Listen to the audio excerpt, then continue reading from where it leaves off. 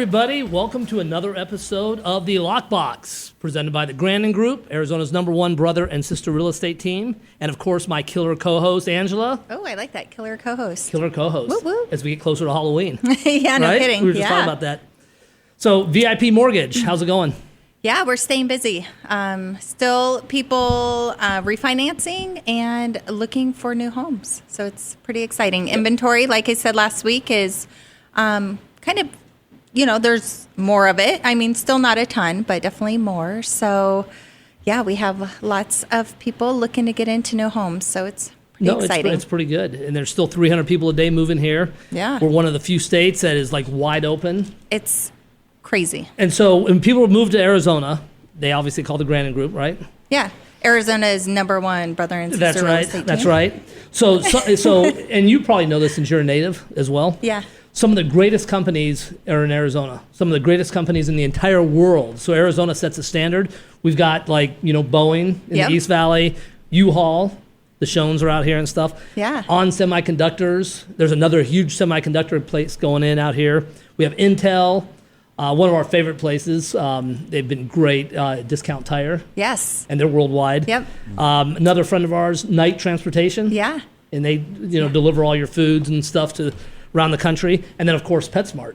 Yeah. Oh, PetSmart. Yeah. I actually didn't realize that. Yeah, PetSmart That's really cool. is a big corporate here. In fact, I remember when they started, before they were big PetSmarts, we were producing the Arabian Horse Show, and they were a sponsor of ours. Oh, we went wow. there with Ty and them, and it was great just watching them grow. So I go there like once a week for my dog Rocket. So that's one of the great things about Arizona. That's why people love it here. Yeah. And then you get some really great people like our guest today. And I so know. this company, I know Super everybody excited. knows. Isn't it exciting? Yes. Well, why is it exciting to you? Well, because not only is, this particular company helps people feel good about themselves. Would you say it's a healthy company? I would. So I think it's more than health, though, because I think I think with everything going on, physically, right? I think we can get all into the self-esteem and everything else. All the things. And yes. it caters to all ages. That's true. And I was reading before the show here, they have like one of the best child cares.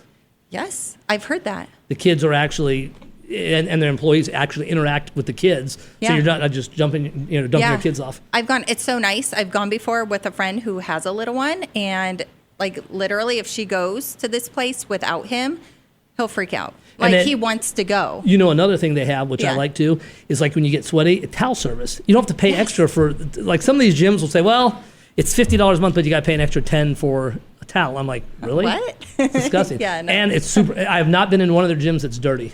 No, never. So who's our guest? Why don't you announce them today? Why don't you announce them? Why don't you announce them? No way. All right, everybody. I will not do the honor. So, you do the honor. So we're really excited because Arizona has a lot of icons, and I consider this person to be an icon. So Tom HATTEN, Mountainside Fitness CEO, and you started this long time ago. Well, not that long ago. I guess it feels like it nowadays. Thank you for having me on the show. I really appreciate it. I was just thinking that one other concept that came from Arizona that has really swept the country is chef-driven restaurants. Oh. Sam Fox kind of started that here, and it just blew across the country. And now Arizona is really known for the chef-driven restaurant concepts that have really kind of swept around the country. So we can claim that one too. Let's add that to the list. And he has some good stuff. Sauce, Olive and Ivy. Sam's done a great job. Yeah. On and on. And after you're done eating there, you go over to Tom's place and work out. Hand in hand. That's it. That's it. Or beforehand, so you don't have to feel guilty. Exactly. Yeah. Exactly. Yeah, I like it. So I guess we can start. How does a guy from Austin, Minnesota, right? Yep. Start a worldwide phenomenon? Well, thank you. It's funny. We moved out here in 1968 when I was 6 months old. So I'm technically a native. Okay. My father opened up, he was a teacher and a coach at McClintock High School in Tempe. Oh, wow. So I grew up a Tempe kid and watched the valley really from the early 70s all the way till right this moment explode into what we see now. And it's been an interesting transition.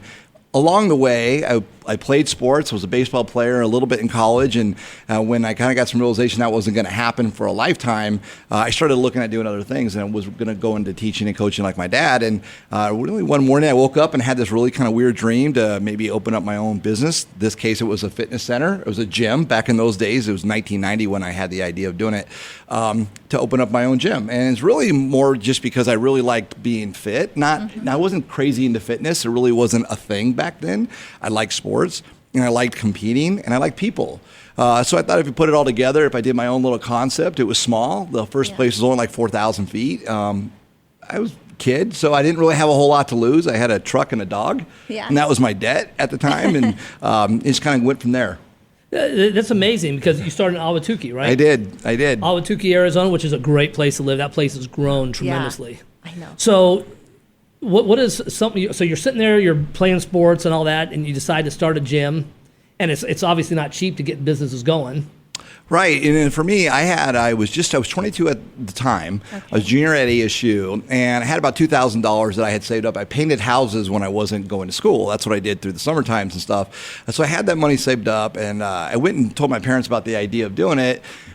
So we decided they would help me to go get a loan from a bank. So I got a loan from the bank for $15,000, and they co-signed on it. And then I got a loan from a family friend for another $15,000 at 15% interest. Wow! So we were talking about maybe that was in the mafia. I don't know, but so I got like $32,000 in total in my name, and to start the club, and found this little area in Mountainside Plaza up in Ahwatukee. Yep. My roommate at the time and we built a lot of the equipment. We did all the TIs inside the place. My whole family helped do that, and lo and behold, I signed a lease, and I think it was in September of 1990, and we opened in March of 91. Wow. That was it. That is amazing. Yeah. So did you know about, you had like Nautilus, remember those old companies like Bally's and Nautilus? Yeah, they kind of went out? I remember Bally's, yeah. So Nautilus, I'm old. I don't remember the other one. You remember, do you remember Nautilus? Oh yeah, 24-hour Nautilus. Yeah. That was it. But if you were a member there, you were everything. So what's your vision on that? You just get up and you're like, okay, we're going to just build a place where people, and Ahwatukee wasn't big at the time either. No, it wasn't. And I got, I cheated a little bit because I kind of grew up in that area. So I got to see it kind of grow into Mountain Park Ranch and everything it is now today. So I kind of had the idea of it. My mom was a residential real estate agent at the time. So she just kind of helped me look around and kind of understood where the houses were going. So that's kind of how we figured out where to go, and that demographic that we ended up landing in way back in 1991 is the same type of demographic I had today as far as household income and stuff like that. But really, it was a concept that we felt like I wanted to have a business that created a community. Mm-hmm. And back then, fitness centers wasn't anything like that. It was either a tennis club, like you would see in the old days, or you saw a hardcore gym, right? Okay. That no female would want to go into necessarily. Right. You certainly didn't bring kids in there, right? Yeah. It was more hardcore, and that's just the way it was. And then it kind of progressed. You got to jazzercise, and things started to happen, and aerobics and all that. And that's kind of when we kind of came on the scene. So I thought if we could kind of make it a community and do things kind of our way, not the way. Right. We could see what would happen, and that's kind of the way it began. So we started towel service, and we would do all kind of the crazy, fun things I could talk about later. But it's great. So to be 22 years old and say, okay, I'm going to borrow $32,000, or I had $2,000, but I'm going to borrow $30,000, and go out and do this. Do you see that in the kids today? I don't know. It was funny. I think I was always searching for something that I was as passionate about as I was sports, certainly in baseball. Okay. And for whatever reason, business, and then in this case, fitness, really was driving that. And I think it was the more fear of failure than it was the idea of success. I thought, if I can make as much money as I would have been a teacher, I'm golden. Like, that was kind of my mindset. Okay. If I could be open for a year or 2 years, that was okay, because that was successful as far as opening your own business, especially when you don't have any money. So I kind of had low bars, for myself as far as going, okay, this is what was going to happen. And then along the way, it just kind of started to evolve into what we are today. But that evolution was beginning from really day one. Like you say, it was towels.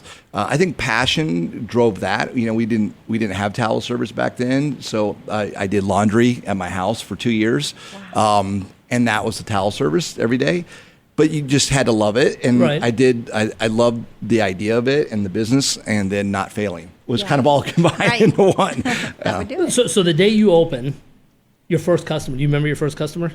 Boy, I don't remember. Alan Gurwitz was number 5. I remember Alan. I do. We kept a coffee mug with his number on it, and then so he could get free coffee, because we always gave away free coffee. So Alan, we just kept his mug there, and we would just do his dishwashing. I do remember Ray and Melanie Tover came in, and we were doing this is a funny story. We were doing the tenant improvements. My father was there, and he was sawing the front desk. Like, we were getting ready to open, but we were still building. So I'm a mess. I'm a kid, look like I'm painting and all this stuff. He's sawing, it's loud.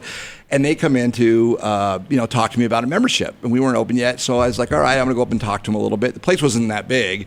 So in the back, my dad's sawing, it's loud. And I wasn't about to tell him to stop. He just didn't tell, Coach Hatton to stop anything. Yeah. So I was like, I'm not going to, maybe he'll figure it out, but I'm going to go talk to these guys. So I talked to them. And then I noticed about halfway through the conversation that the sawing had stopped. So like, oh, my father figured it out. He realized I was going to try to sell a membership. So I got done talking, turned around, my dad's gone. So I'm like, okay. Turned around and looked, and there out the back of the door was a whole trail of blood. So like, okay, what happened? So I go out in the back behind the shopping center, and there's my dad with a caulking gun in his hand and duct tape between his legs, and his finger was half cut off. Literally, I could see the bone. He goes, look. And I'm sitting there, and he's slamming the caulking into the hole and then duct taping his finger back together. So now my dad was one of 11. He grew up in a farm in Minnesota. So I joke around, I do say the story. This was no big deal. This was like a Tuesday on the farm. Like, it really wasn't a big deal to him. And for me, I'm like, man, you didn't scream, you didn't cuss, I didn't hear anything. And he's putting the caulk in there, he's duct taping his finger, and he's looking at me, and without blinking, without even taking a breath, he goes, I did not want to affect your sale. So could you imagine? So that's the pressure. Like, if that was what he was going to do and not blink, then there was no way I was not going to, be successful. That's right. I was not going to quit at all. So starting this, because you have one of the lower membership fees in town, which is great. I think that helps everybody. That's great for the community. Yeah. So when you started this, were you like, okay, I'm going to have this price on a membership, or was it just something that kind of grew?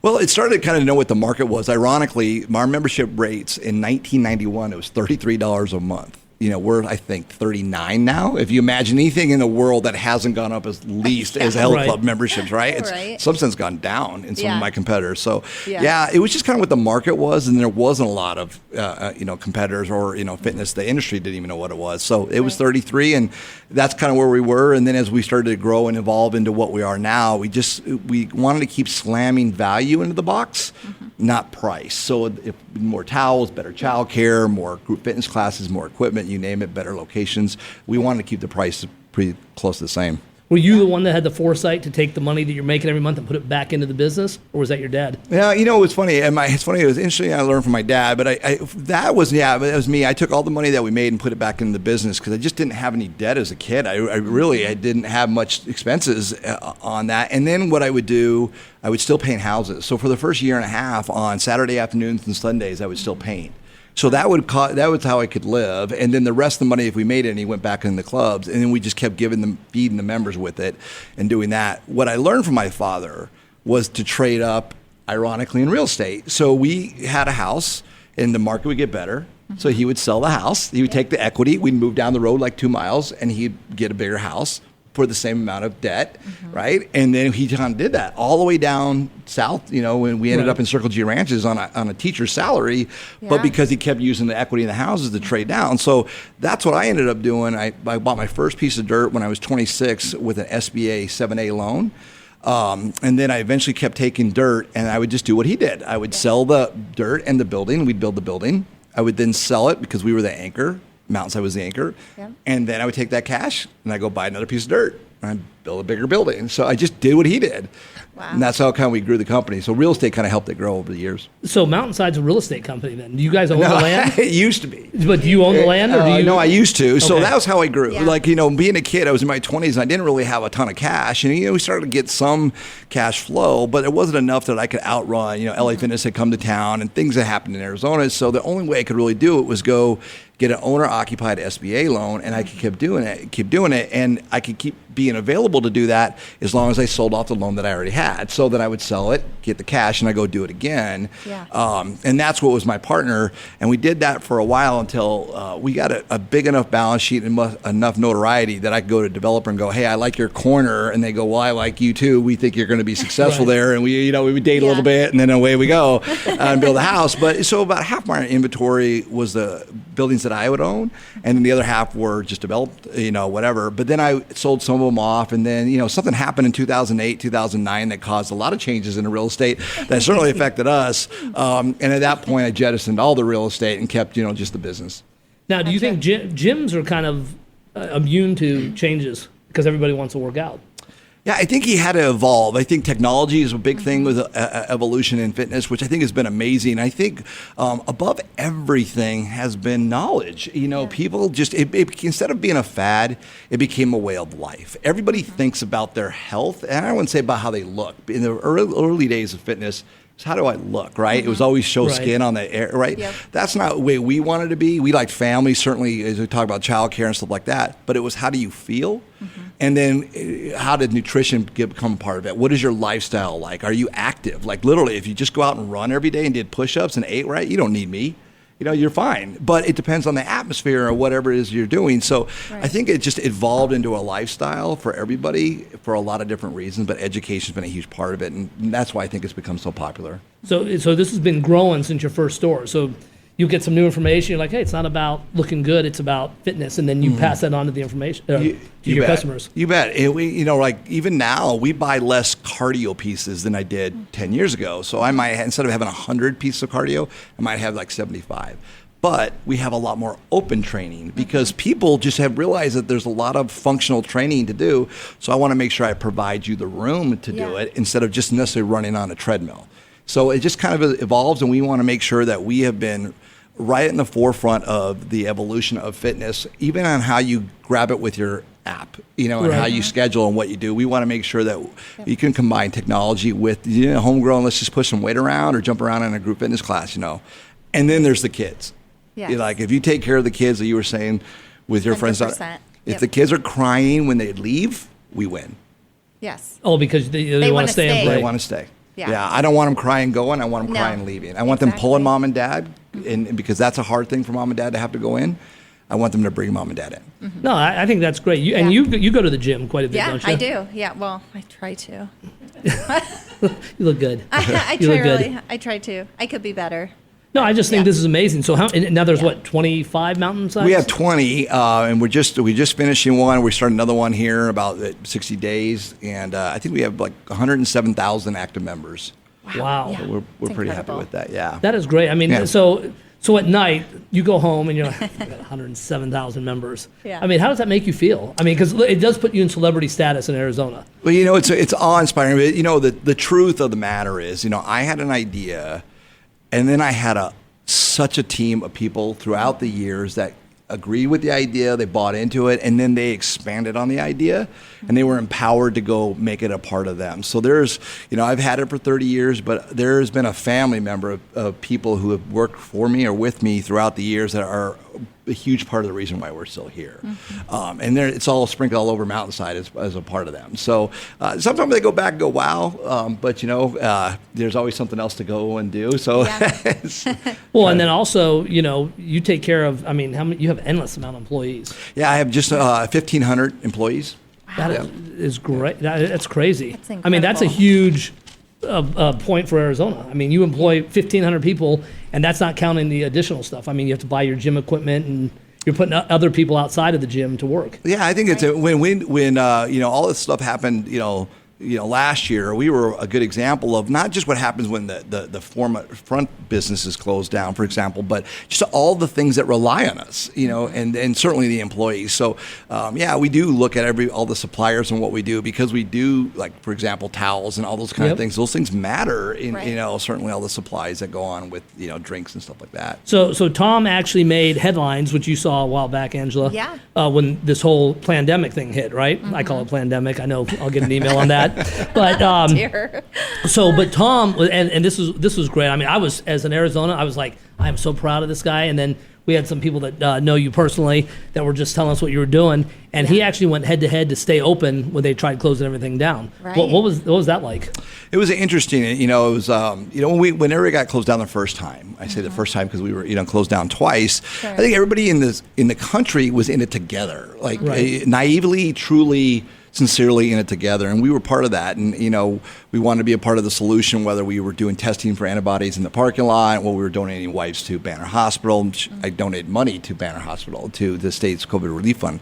So we were really we wanted to be part of the solution in that. And then I think it turned political, somewhere in the middle of the summer when we got closed down the second time, and that's when I really got frustrated and said, this isn't just about our business being closed. It's about the decision-making process and how it could affect all businesses, but just us as people in their own general liberties and just how we feel free. And what is that line in the sand? And what is it?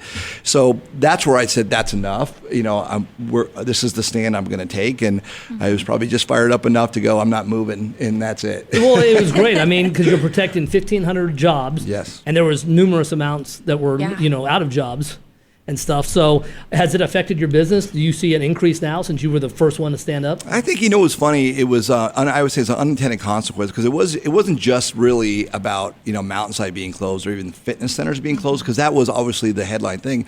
But it was about any business being closed, because there was other businesses that were closed. And then all the other businesses that were affected by just in general the arbitrary nature of just all this stuff that was going on and the scary political nature of it all. So I think, we were able to survive through it. Some were not. That makes me sad in all types of businesses. I think from that, I think people really latched on to the fact that it wasn't, I didn't go out and do it for a political reason. I think I did it for what was in my heart. And I think it was speaking for what a lot of people felt like. Yep. And I think that is translated to, certainly people going, if I'm going to make a decision to get healthy, there was one company that kind of stayed open and said that we're going to, stick up for kind of everybody. Supportive. Yeah. Well, so in fitness today, it's more than just working out. And I know Angela and I have talked about before. What goals? I mean, how has goals represented you in your business and building it compared to people that go to the gym with a goal? And how do you help them? Because Mountainside's been huge on helping people maintain goals. I've seen some people go from the small. I mean, from when you first sign on and you have your, first training session, and you have an accountability person, and they walk you through not only like what you need to do for the fitness portion, but the nutritional portion as well, right? Like what you should be eating and when, and it's okay to wake up in the morning and have some peanut butter to get things going, and whatever. So I think it's well, even it's more than that, with circle. all the young people and stuff, or people that in general are just starting a business. I mean, how did you set your goals? Well, I think it was, I really look at it in in business in general, there's so many different directions you can go each day. There's the actual, hey, are you coming in, Angela, and working out, and tell me about what you want from coming in here. So let's just see how we can get you what you want, achieve that, right? Right. It's not what I think you should have. It's what you want to have, right? So there's just that aspect of it in trying to do that and trying to be realistic to what that means to Angela or to Jason every day. Right. And then what does that mean for my employee to be happy to be able to provide you with that, for us as a business and how we evolved, and then how I manage decisions, or we manage decisions kind of one step at a time in a staircase that probably never ends, but never looking at the whole staircase. Just look at the step, try to conquer that one, figure out what's involved in that, and then move on to the next one. So your employees, and I say this firsthand, they come in and people have, maybe getting divorced or something tragic happened in their life.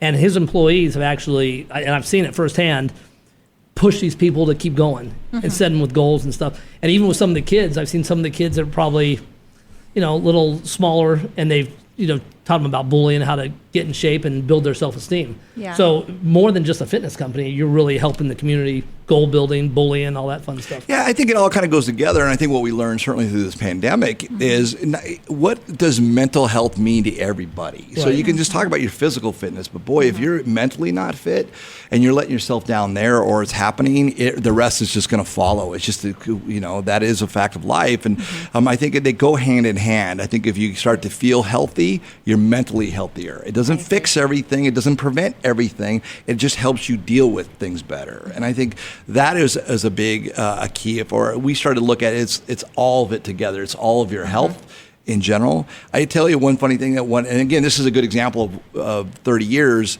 My head of HR, Robin, she's been with me now 20 years. She started as a club manager, and she's worked her way up. She's the head of HR, and one of her dreams was to provide a fund for all employees that was provided and managed over by the employees, and then subsequent by our subsidized by employees. So we came up with the Firebird Fund, which is really employees can help employees that are in need, whether it's giving each other time off, money, sick time, like you name it, kids, childcare, whatever, food. And that was something that came out of it that I think is all part of, again, it's like, what is health to everybody? Sometimes just helping, and and the ability, I was so proud. It was a big day when the Firebird Fund was born, and now it's alive and well, and is managed by the employees of Mountainside. Like, I don't make a decision over that. They decide who gets the money. And if somebody got evicted for some reason, they decide on how they're going to give them money so they can survive. That's very cool. That's incredible. So it's back to the health. It's all together.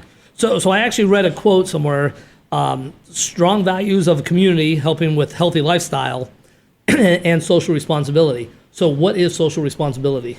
I think social responsibility is sometimes is always keeping in mind that you're a part of a community. Like this Arizona gave this opportunity to myself and to 1,500 employees and many more over the years.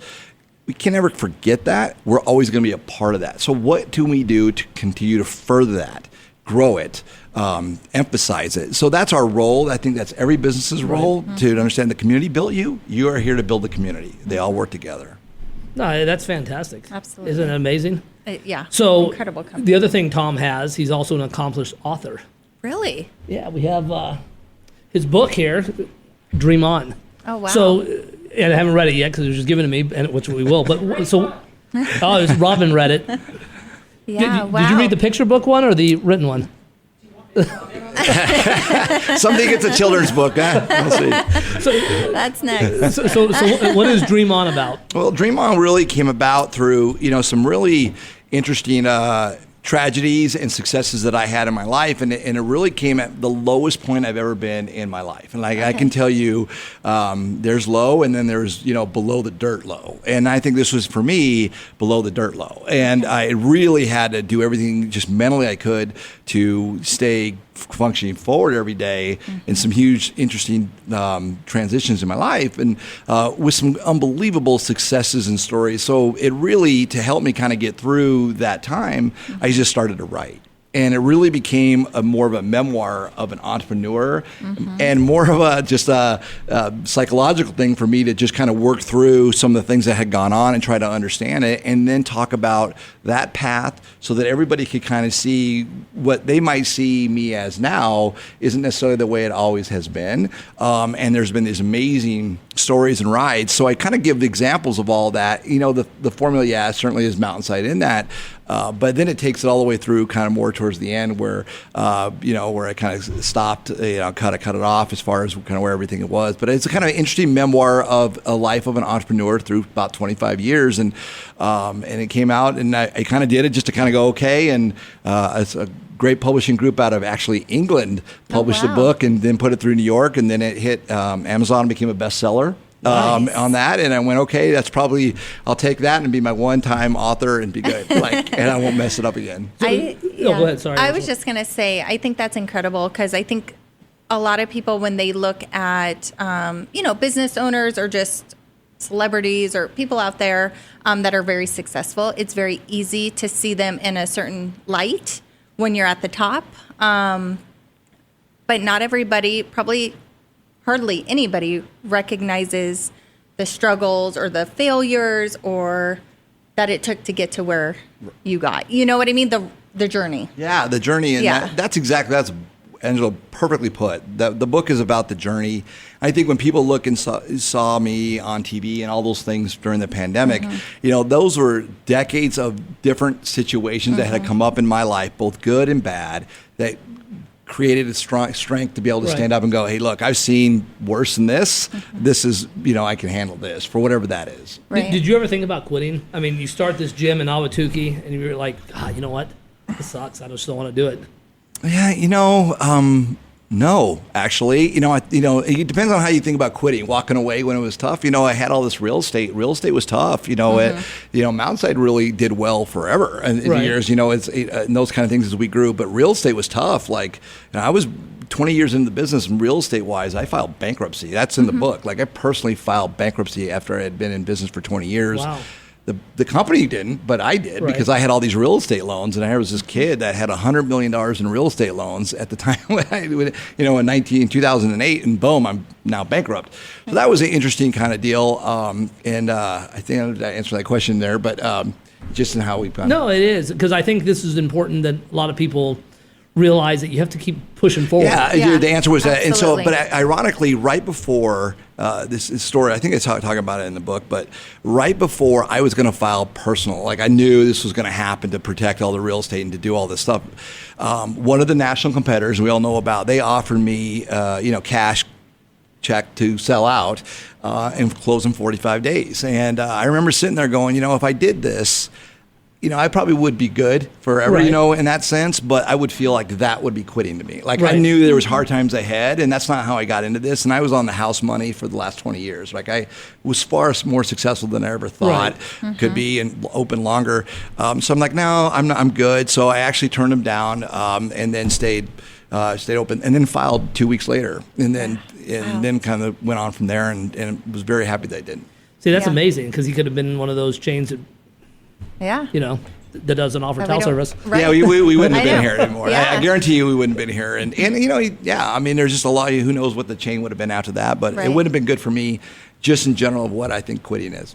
Well, and do you feel a sense of responsibility to the community to stay open and keep it? I mean, because your company is growing. There's no doubt about it. Yeah. Yeah, I just feel like we're here. I mean, I think Arizona has always served Mountainside unbelievably. I mean, we were built by them. I was a kid, I didn't have any money. So the fact that the lights are still on, it's because you guys liked what we were doing. That is never going to, that mentality is not going to change. And I think we're here because of Arizona, so we don't want to ever, take that for granted or leave in that mentality. And also keep trying to be out in front, because you guys, I mean, we are literally homegrown built at the end, Yep. Yep. Yeah. So that's awesome. what we're saying. So we want you, I think it's important for anybody who's out there doing something, stay involved and Yeah. don't give up. I mean, there's always going to be ups and downs and everything.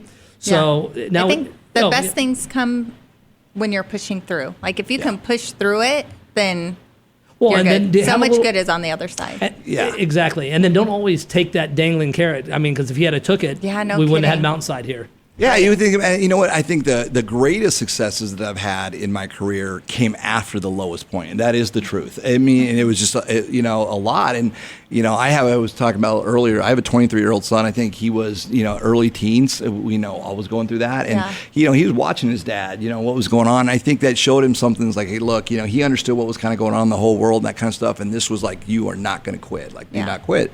And then there's just been so many more great things that have happened since that point. That what a shame if I would have walked away then, that I wouldn't have been able to experience all the things that happened afterwards. So Exactly. did your son live with you growing up? He did, yeah. And then he ended up, he took a golf scholarship to South Mountain, played golf there for a couple of years, and then he went on and he got his degree at the Eller School at U of A. Wow. Nice. So, so that was real proud of him. Graduated Yeah. last December, so. Roar cats. Yeah. Can you say that? So Tom was probably Bear popular in down. high school. all Bear down? the kids were coming over there to go work out. Yeah. Dad owns a gym. Yeah. That'd have been kind of cool. That would be Yeah, cool. he was like, it was, Yeah. it was a funny time. It was good. It's Yeah. good for him. And so he's That's real, amazing. he's going to go do his own great things. Well, so now I know everybody wants to know who Tom Hatton is, so we can get a little personal. So you have some questions, Angela? Well, I heard we want to know if he's married. Yeah, you married? I am not married, no. Not married. Okay. Robin's really excited. I'm blushing now. I'm blushing. Isn't it kind of hard to date though? I mean, being kind of in where you're at. I mean, it's everybody knows who you are, so does it make it kind of difficult to date? I think it's interesting. It's it's everything. Probably somewhat slow on that process. I think probably somewhat a little bit. It's just interesting. I think everybody's just been really nice in general and sincere and stuff like that. It's just an interesting process. I'll just put it that way. I feel like I'm stumbling all over myself. It's good. I feel You're all silly, good. but yeah. So, what do you like to do for fun? Really just, I've always been active. I think sports and being outside has just been my love and everything. I like, obviously even working outside. My dad, always taught us we worked outside, mowed lawns, stuff like that. So, but, tennis, certainly golf, hiking and, mountain biking, stuff like that, all those kind of things. It's funny, I work out, but that's not like what drives me. Like, Yeah. I work out, but I'm not crazy. What gym fitness you go? guy. What gym you go to? Someone,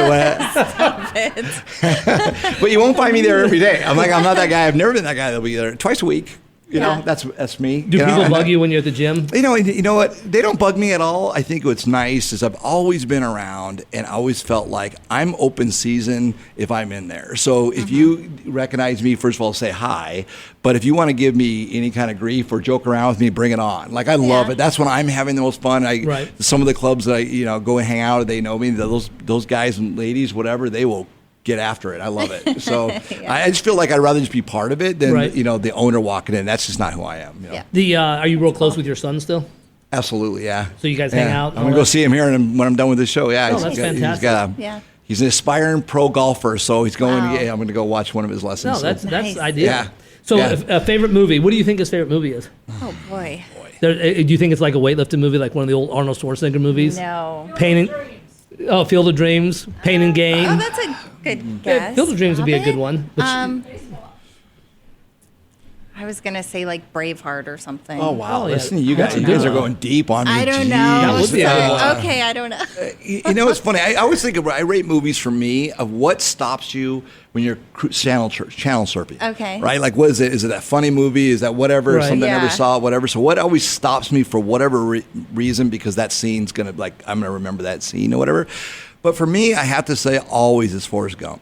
Oh, yeah. There you That's go. a great That's a good one. I think when we were, there's an analogy when he was, in the during the middle of the hurricane, and he stayed out there. He was the only shrimp boat, right? They were doing terrible until he stayed out in the hurricane. Yeah. I kind of feel like that happened to us in our careers, that we were the only shrimp boat in the hurricane, and we just withstood the hurricane. And then, we became okay in the shrimping business. So I think, for that and just the perfect writing in that and acting, I just thought that was perfection in movie. Yeah. So that's mine, combined with Step Brothers. Which is probably the opposite. Because Will Ferrell. Will Ferrell's awesome. He's hilarious. He can do no wrong. Yeah, you can watch that a million times. Yeah. Both movies. Yeah, definitely over and over and over. Well, I don't know about you, Angela. I feel like going to work out right now. Yeah, I do too. I was honestly thinking that about 5 minutes ago. Like, I really need to go to the gym today. We're sitting here next to Tom. Like, I am doing this. So you guys been getting political in here and stuff like that? How's that going? Yeah, we try to stay away from the politics just because we'll get emails from one side or the other. But we tag it. They know what side we're on and stuff like that. And stuff. But politically, I mean, that's one of the things we're really proud of you. And I could say probably a majority of Arizona's proud of you for being able to stand up, because you were a voice for both sides, the crazy liberals and the Republicans. So, I mean, you really were. I mean, you're showing even the younger generation, hey, it's all right to stand up and question the leaders that we elected when they're not doing their job. They work for us. That's the truth. You think I'm going to get emails on that crazy liberal, Mark? Yep. That's all right. We love it. So what's next for Tom? Right now it's funny. I kind of stepped back a little bit from him. I promoted my president, Craig Cody, to CEO of Mountainside. So I still am involved in the company for sure. Right. But then I've gotten a little bit more involved in, I think there was a good thought of me running for governor. I decided that it wasn't the right thing for me to do on this, but I got involved with two races that I'm proud of. So I'm campaign chairman for Matt Salmon, who's running for governor, and then a finance chair for Mark Brnovich, who's our current attorney general, who's running for Senate. So just kind of being able to be a part of those two campaigns is fun. It is, and we had Matt on the show. We did have Matt. So he's awesome. He was great. And in fact, I will bet, I don't think there's too many of you people out there that can beat him at tennis. I hear he's really good at tennis. And if you ever get him back on the show, ask him about his little dog. Like, he will lose his mind. He's got an amazing family and unbelievable wife, Nancy, and everything. But do you talk about the little dog? It's just changes. But interesting deal, with what's going to happen with our Arizona races. So it'll be interesting to be a part of it. So we'll see how that goes. I think that's great. Angela, what'd you get out of the show today?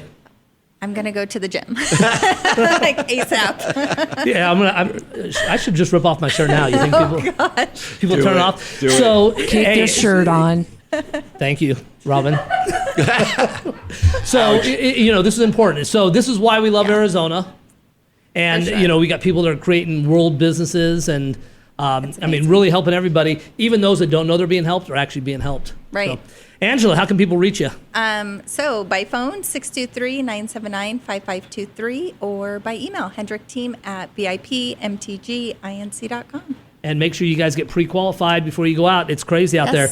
Tom, people that want to buy a book, Amazon, I assume? Amazon, you bet. You can find it either in hardback or a paperback, or digital. You can digitally download it. And, Hey, I got to know this. all the proceeds go to Make-A-Wish, by the way. Oh, that's So none of it comes to Dang. me. All of it goes to Make-A-Wish. All right. Very cool.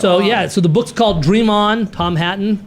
Go to Amazon. I have to ask you, when people want to get a hold of you, do they call the gym and just ask for you and think that someone will just leave you a message? Well, because of social media, I think they just reach out on social media nowadays. I think that's what it is. But yeah. No, that's they figure great. it out. Funny. That's Yeah. great. Tom, Thank you thanks for having me coming on the show, No, Jason. this Yeah, is great. thank you. Appreciate it. It's Thank really you. nice. Thanks. Hey, and for those of you looking, buy, sell, rent, whatever you need, Grandon Group, Arizona's #1 brother and sister real estate team is here to help you. And we'll see you guys next week on The Lockbox.